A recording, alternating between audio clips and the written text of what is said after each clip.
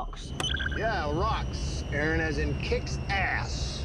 Yes, deep dives into Farscape do indeed kick ass, and so will this one dissecting Till the Blood Runs Clear. This episode has some light entertainment. We meet Rorf and Rorg, who are a little amusing, and Furlough, who is more than a little amusing. Just as much as you could want. But this episode is one to which you should pay serious attention, because the grand story arc is underway. The arc started in the previous episode with revelations about Dargo's past and Moya's unintended pregnancy. Within Till the Blood Runs Clear, the threads of the grand story arc aren't immediately obvious, but there are numerous clues of things to come throughout the episode. So, assuming you have already watched Farscape and don't mind spoilers, let's talk about them. The first big clue is the opening scene, in which Crichton is looking for a wormhole.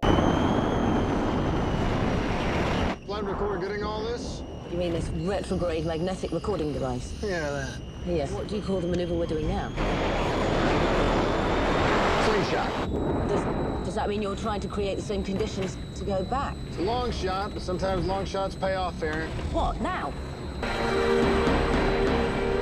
Holy mother. That's a wormhole. Get used to that theme of Crichton obsessing about wormholes. This may be the first episode in which it appears, but it won't be the last by far. We have a problem. Pilot, I'm reading a plasma leak on the starboard propulsor. Can you confirm?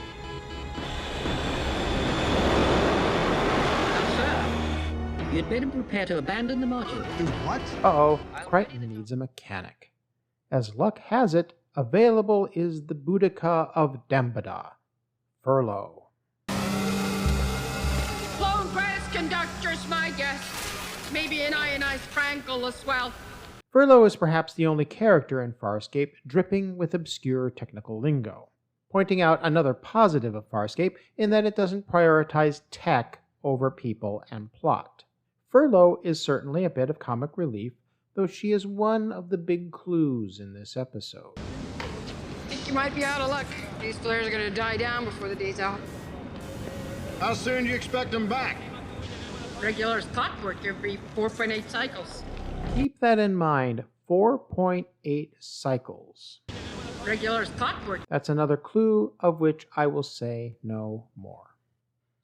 Meanwhile, Crace confirms that he is still looking for them. What is that?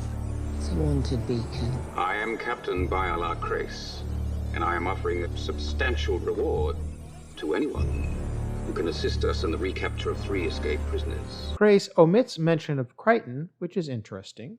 Aaron suspects there is more on the beacon. Your personal encoding sequence is accepted. Officer Aaron Sun, Special Commando, Icarian Company, Plizar Regiment, currently absent without leave. You have committed numerous acts of treason. You cannot hope to avoid us forever. Abandon the human criminal. Return the Leviathan. Surrender Cardago, Pauzotuzan, and Dominar Rigel 16. Comply, and you will retire. Honorably.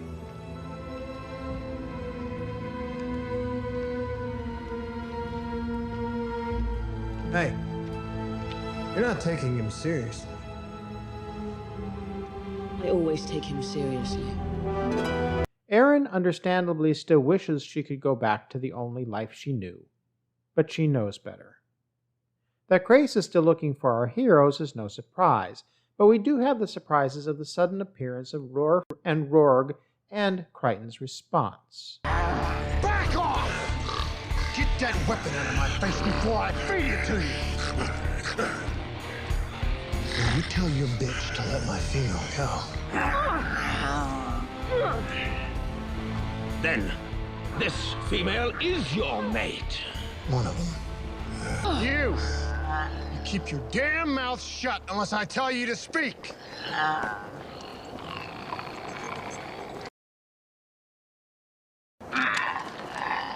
I'm Butch. This is Sundance. We're the hole in the sky gang. Crichton's ruse buys them enough time to get the module repaired.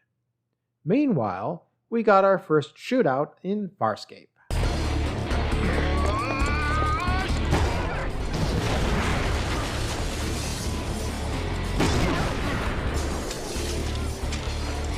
is a good spot. We're totally pinned down. If I could help it. Now all we need is a car chase. And not so much. Meanwhile, Dargo takes a step backwards. He goes down to the planet, but gets captured immediately by Rorf and Rorg, continuing the trope that Dargo is not a very good warrior.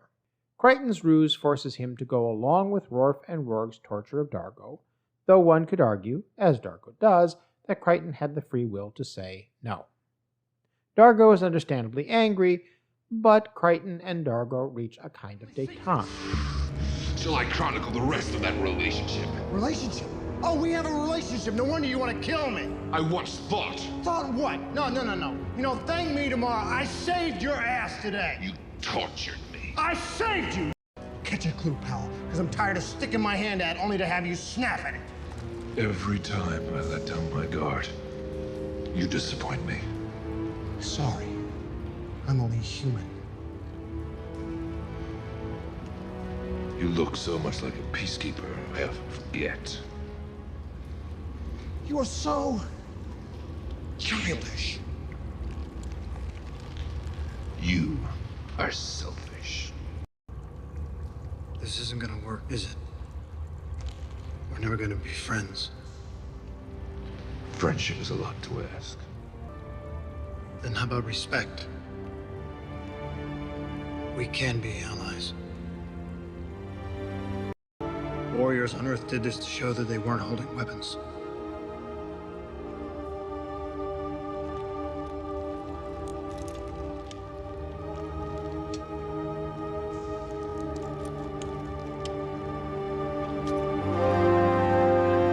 That scene is a big clue foreshadowing the complex relationship between these two lost men. Then there's another clue about Zan. Right. So there is no reason for us to stay.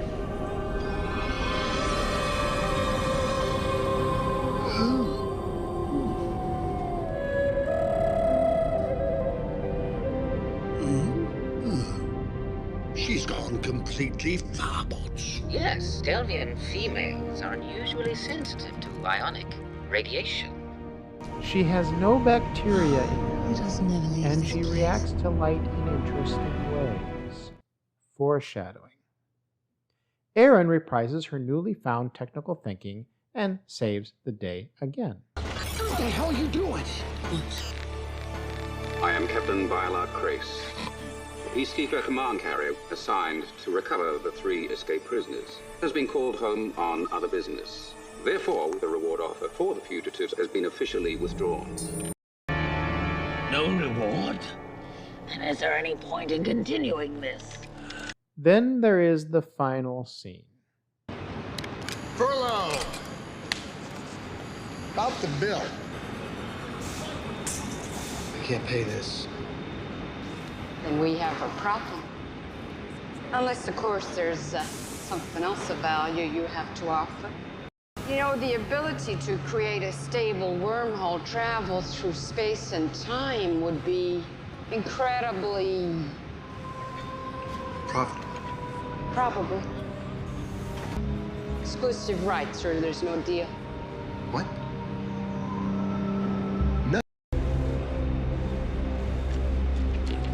Data.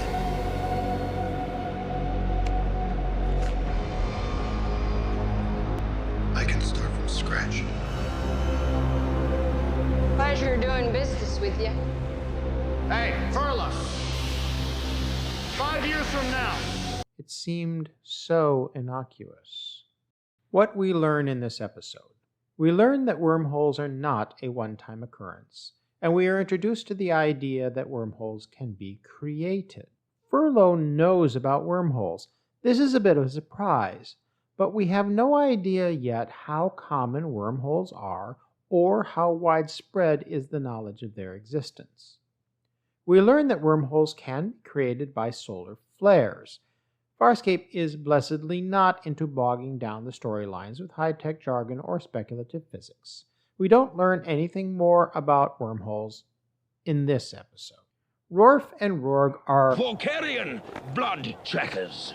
These are the only Vocarians we meet in the original series. Ponderables. It's a nitpick, but the inside of Crichton's module is much larger in this episode than in any other. This episode introduces us to sexism in this part of the galaxy. How long do you think your ruse is going to work? You know, you're taking this pretty well. Figured you'd be killing yourself by now. It's necessary. What made you think of it? It was a hunch. Pack animals. Biggest, baddest dog gets to be the alpha male, the leader. Any sign of submission and your lunch. I showed no sign of submission. Didn't have to, you're a female. Sorry, I don't make the rules. You certainly seem familiar with them. I know some people don't like it when I mention that Farscape is woke. Well, tough. The previous episode, They've Got a Secret, touched on the brutality of racism. Till the Blood Runs Clear doesn't dive as deeply into the consequences of sexism, but it is good of Farscape to acknowledge its existence. Worf's attitude, like Macton's against Dargo, is foreshadowing of how Farscape deals with the problems of ignorance and bigotry. It is a theme renewed in our next episode, but don't feel too blue about it, even though it will be about a lot of blue.